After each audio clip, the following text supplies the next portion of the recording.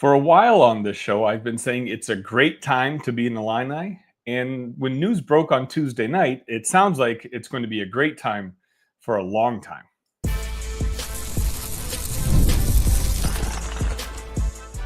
You are Locked On Illini, your daily podcast on the Illinois Fighting Illini. Part of the Locked On Podcast Network, your team every day.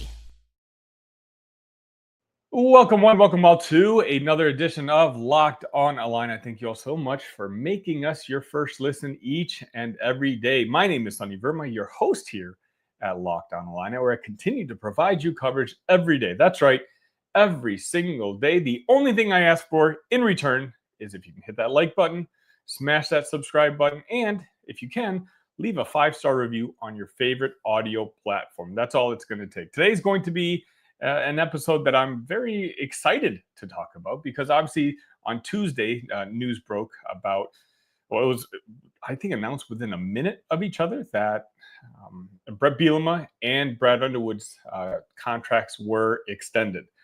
And this is what you want, right? Now, both coaches are now locked in through 2030 with options that could extend further into the 2030s. And I'm here to tell you why this is an absolute win for the Illini.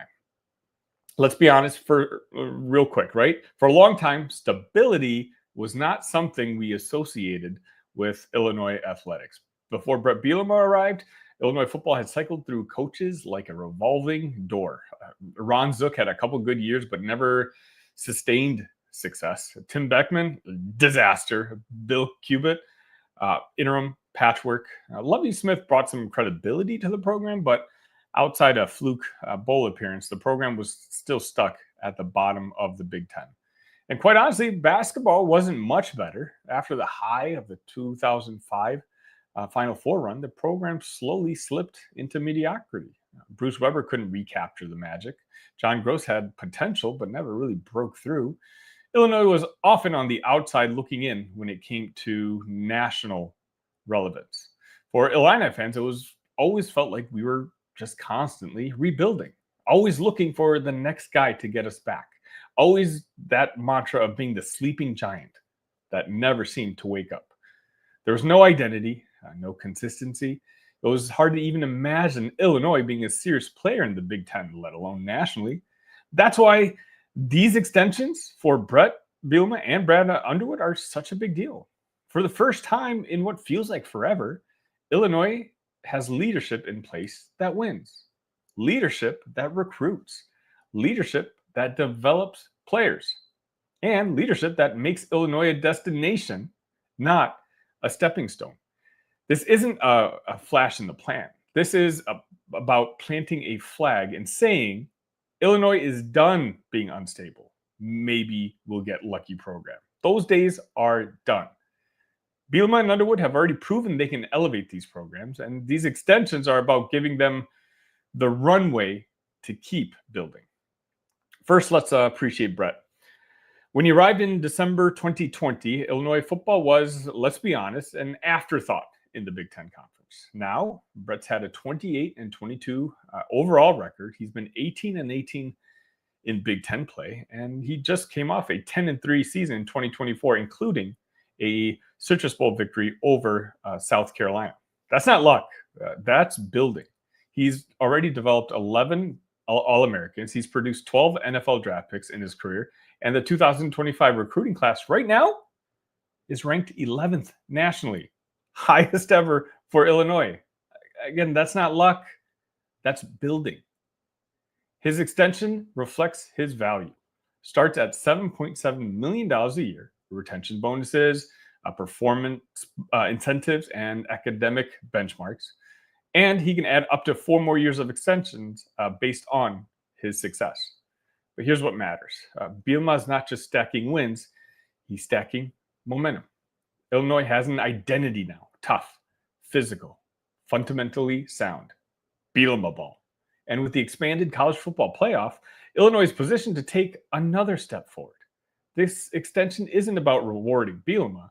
It's about betting on his blueprint for long-term success in the changing Big Ten. And now let's switch over the focus to Brad Underwood. it's easy to forget to think about how far Illinois basketball has come. Since 2017, they've had 5 straight NCAA tournament appearances, 2 Big Ten regular season titles, 2 Big Ten tournament titles, an Elite 8 run, and an overall record. He's at 165 and 101, including 92 and 66 in Big Ten play. And here's my favorite stat. Illinois is 81 and 39 in Big Ten play over the last 6 years. That's tied for the most wins in the league. Like it or not, Underwood has made Illinois relevant again. He's done it through high school recruiting. He's done it through transfer portal recruiting. And now he's doing it through international recruiting. And his new deal locks him in at $4.4 million a year, with retention bonuses at $1.15 million starting next year. But more importantly, it gives Illinois the security, again, to keep building. With Underwood, you know what you're getting. You're getting competitiveness, you're getting adaptability, and a program that constantly reloads, not rebuilds. He's not resting on his success. He's constantly evolving. And that's exactly what Illinois basketball needs in this era. So why now? Why these extensions? Because Illinois knows how fragile success can be. You build momentum, the vultures come calling. Bielema's name is already constantly being floated for other jobs, despite him putting in that poison pill that he can't go to another Big Ten team. You still hear those rumors about him taking over for Kirk Ferentz once Kirk decides to hang them up. Underwood's name was talked about recently as this offseason when Texas became open. Locking them in does a few things. A, stability for recruits. Kids want to know who they play for.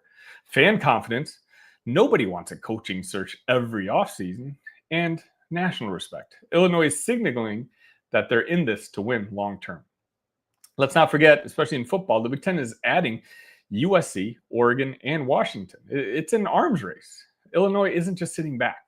They're investing, not just in NIL, but in leadership. That's how you build championship caliber athletic department. These extensions are a reflection of Josh Whitman's vision. Stability plus smart leadership equals sustained success. And Illini fans are seeing the payoff in real time. So, if you're an Illini fan, this is one of those moments where you look back on years from now as pivotal. Locking in Bielema and Underwood through at least 2030 and beyond means you're not rebuilding. You're not starting over. You're building towards championships. I always say on the show, it's a great time to be an Illini. This is exactly what I mean. Illinois isn't chasing stability anymore. Illinois is stability. Now it's about taking that next step, competing for Big Ten championships, making another deep basketball tournament run, and maybe, just maybe, bringing home some banners. So hats off to Bret Bielema, hats off to Brad Underwood, and more importantly, hats off to Josh Whitman, who, again, I'll say this again, there's no AD in the country I would trade for Josh, and how lucky we are that he is an Illini alum. There's nothing this man can't do, and he can't do great. And the way he announced this, again, I think was perfection, announcing both at the same time, I think caused a lot of stir, both on social media and amongst Illini fans. Let me know your thoughts. Let me know how excited you are. Did Brad Underwood deserve extensions? I'm curious on your thoughts. I'm going to get guest thoughts right after this.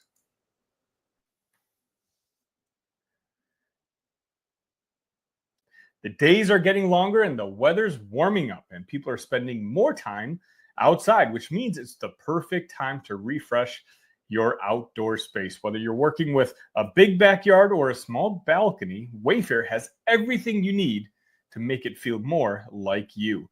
WayFair's massive selection of outdoor essentials makes it easy to transform any space into your ideal summer setup. From comfy conversation sets to sleek dining tables and outdoor decor, they've got it all, and at prices that fit your budget. My favorite part about WayFair is I know that everything I've ordered over the past year and will continue to order for the next couple months as I settle into my new home, I know the delivery is going to be free and hassle. and you don't understand. I've dealt with other companies before where that's not always the case. And so the peace of mind that WayFair brings, it's invaluable. So shop a huge selection of outdoor furniture online this summer. Get outside with WayFair. Head to wayfair.com right now. That's WayFair.com. WayFair, every style, every home.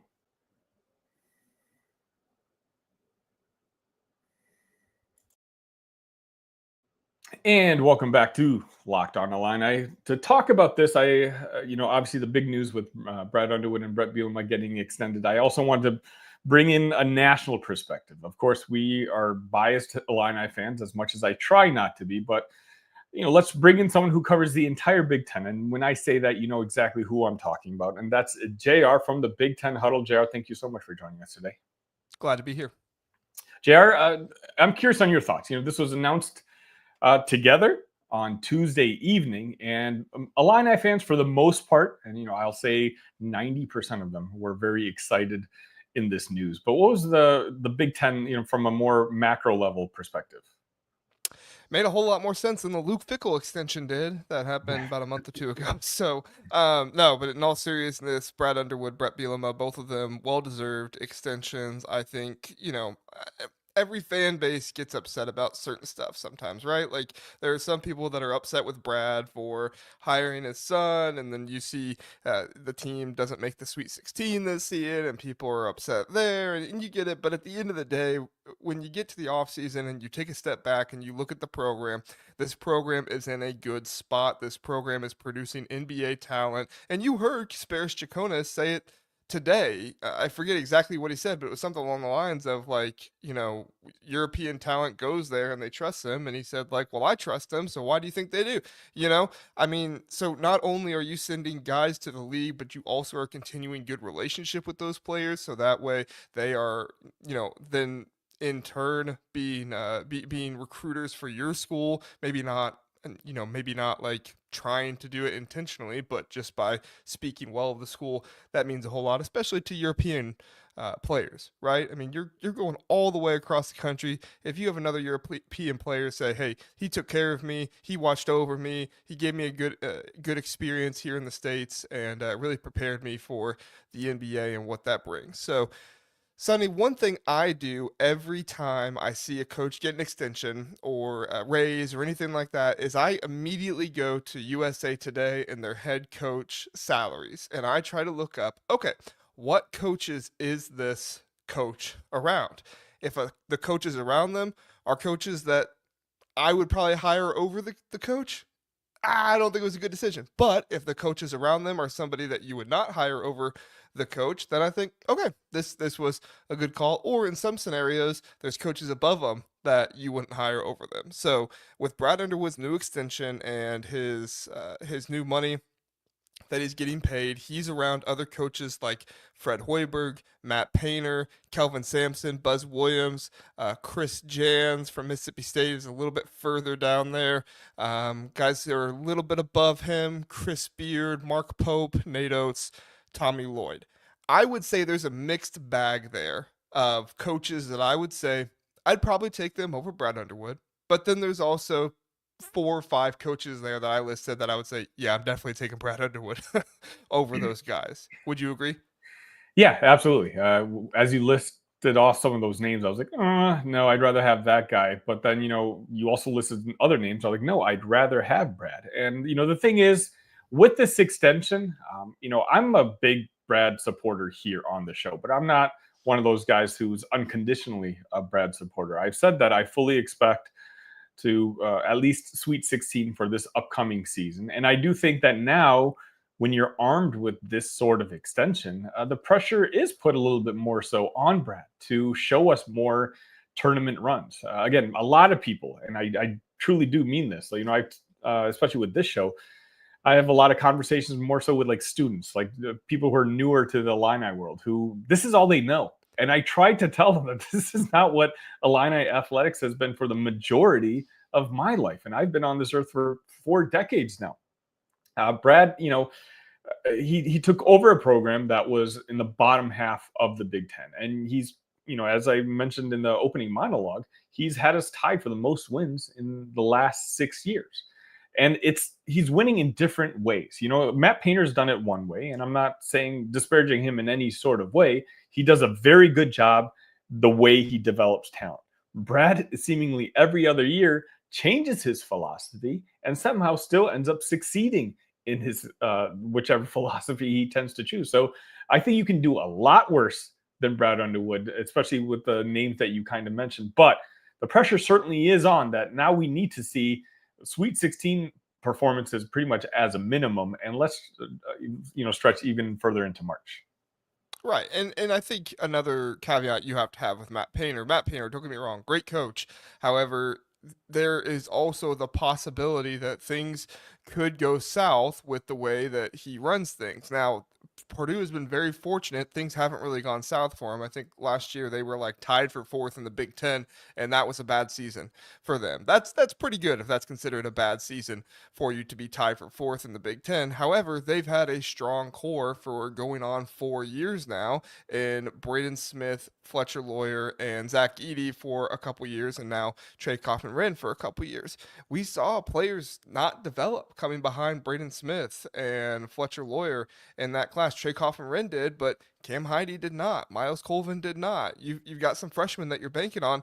1 or 2 classes that don't develop, and Purdue finds himself in a situation where they have to go out and get transfer portal talent, and they could, but that's not really Matt Painter's bread and butter. I think Brad Underwood has shown the ability to find high school talent, to find overseas talent, and also find talent in the portal. That's what I love most about Brad Underwood. Now, I'm not saying I'd take Brad Underwood over Matt Painter. I think at this point I'd still, sorry, Illini fans, I'd still take Matt Painter over him. But it's sometimes you look at other coaches and say, oh, look at the success. They must be perfect, or they must have the perfect situation. And it's not always the case. There's a whole lot more that goes into it. And then the other thing I want to bring up, because sometimes you're right. So some people look at it and just say like, oh, this is all I've ever known. And I get that. However,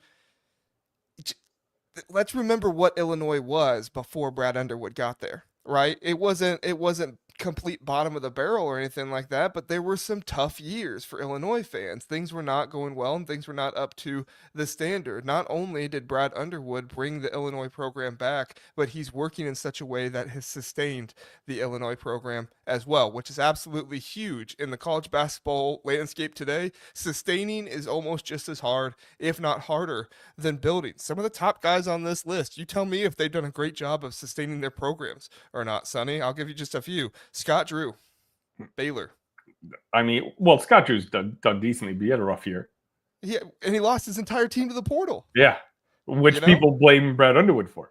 Right. I mean, but literally his entire team went into the portal. He was left with no players left on the roster. So entire team in the portal. John Calipari, Arkansas, had a very good year last year, but though he had some lean years at Kentucky that were not up to standard, correct? Absolutely. I know a lot of Kentucky fans who were not upset that he decided to leave. Yeah, exactly. Some of them were pushing him out. Mick Cronin had a good year last year. Hopefully he can sustain it for their fans, right? But it's not a guarantee. They took Xavier Booker from the transfer portal. He's probably going to be their starting center. I saw Xavier Booker this season, not a starting center in the Big Ten. Like, that's a big concern for me if I'm a UCLA fan. So that's something they have to make sure they try to sustain. He's a little bit more in question. We'll see. But 2 years ago, he was really struggling with NIL.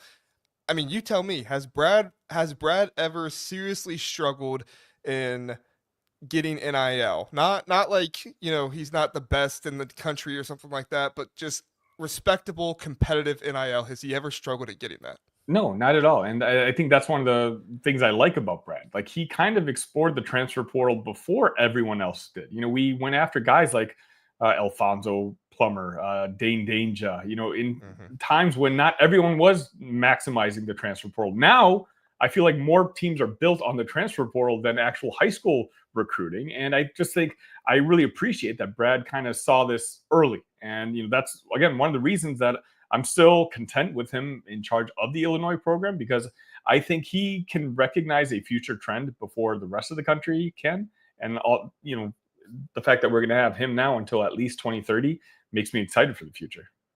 Totally.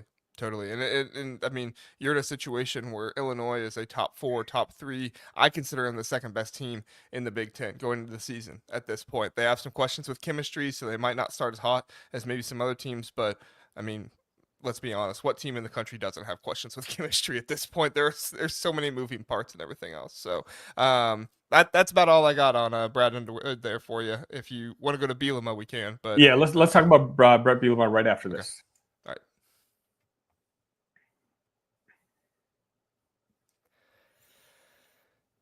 All right, JR. Again, for me, Bret Bielema, I think it's the job he's done. As impressed as I am with what Brad's done, I think what Bret has done is nothing short of amazing. I sent you this screenshot earlier today, and I just want to read this out loud because I think this has a lot to do with why Bret Bielema got paid $7.7 million. And I believe this is from the actual Illinois release when they had announced the actual coach extension.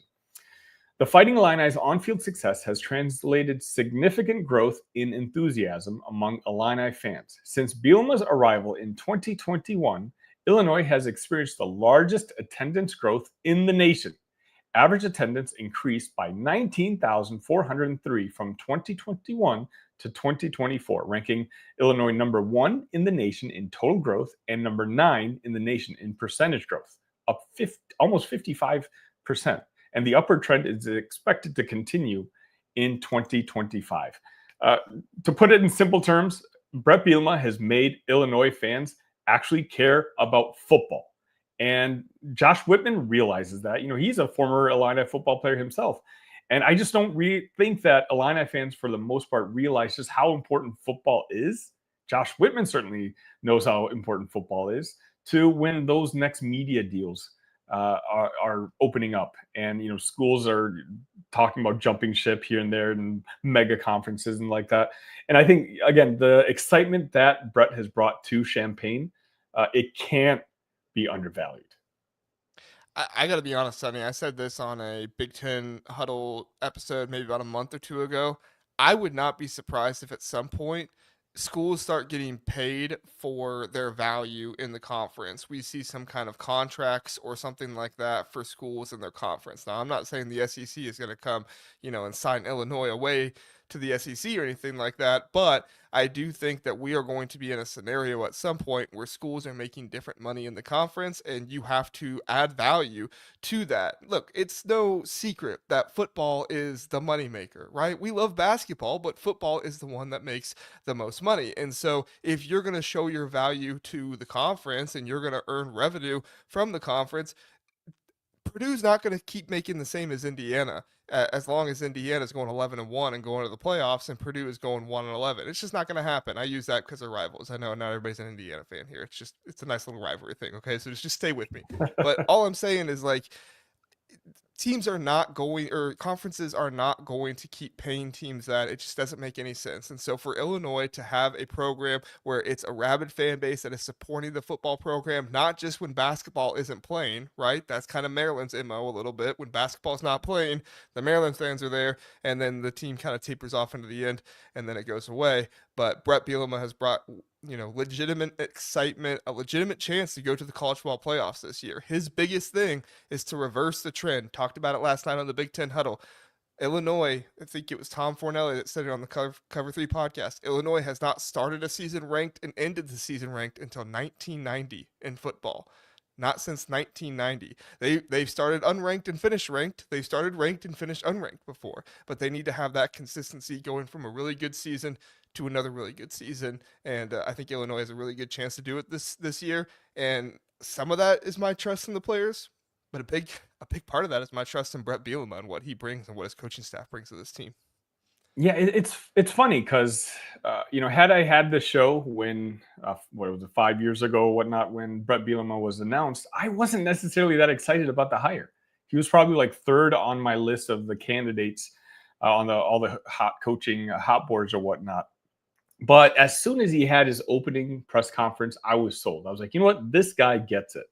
But even as optimistic as I was after that opening presser, I would not, in my wildest dream, imagine where Illinois would be just X amount of years later. We're talking about how much excitement he's brought to Illinois fans and, the Illini community in general. But he's actually brought respect to the Illinois on a national scale, to the point where now Illinois football is being discussed on some of the more prominent college football shows. And I'm, of course, not just talking about the Big Ten Huddle, which, of course, is the prominent college football show on YouTube. But, the Cover 3 that you just mentioned, Tom Fernelli is a former Illini alum. So it's always nice to see him giving us some love. But I think that matters. Brett, a lot of people consider it, I'll say outside the Illini circle, consider it whining, the way he always tried to bring Illinois into the conversations. But it's because Brett knows what he's doing.